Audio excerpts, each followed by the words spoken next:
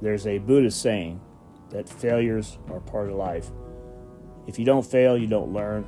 If you don't learn, you'll never succeed. I had to remake this back bearing cover many times before I got it right. I'm pretty happy with the final results for this cover. Short material list: 3/8 inch aluminum rod, 1/4 inch brass rod, some top studio bolts. Okay, I moved on over to my Sureline 4000 series lathe, where I'm going to chalk up that 3/8 inch 1061 aluminum. And first thing I'm going to do is get a cutting tool out, put it in a tool holder, and cut the face.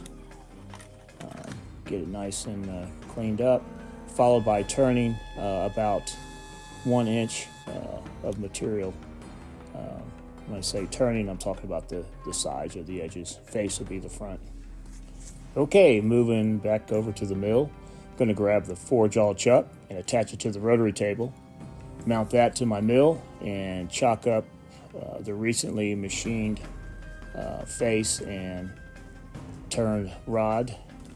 Tighten down the rod and use a 3-flute end mill. Take off several millimeters from the 0-degree setting.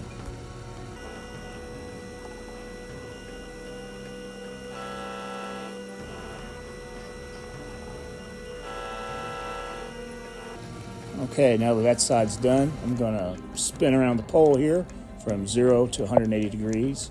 Then take off the same amount of material from that side, and here's what we end up with.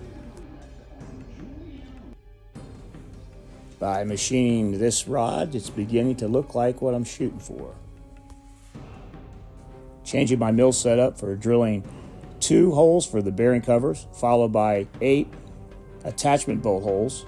For these 8 very small 1/32 size holes, I used a CNC high-speed drill bit with my new Sureline sensitive drilling attachment. A quick check for size on those bolts, and then move on for some polishing in my dust case. This back cover's looking pretty good. I'm going to do a quick check and see how the brass bearing covers fit, and those fit perfect. Okay, it's back to the lathe, and grab the parting tool. That will be used to slice off the rod section I've been machining, which is now resembling a rear bearing cover to a supercharger. I'm taking it very slow with this final machining step because I don't want any mishaps. However, for the purposes of viewing, I'm going to speed it up about 15 times regular speed here and show you what we end up with. 3, 2, 1, hello. Okay, a final fit of the 2 bearing covers, and epoxy them in, as well as the 8 top studio hex bolts. Okay, I've attached it to the supercharger. Thanks for watching, and if you like this type of content, please subscribe.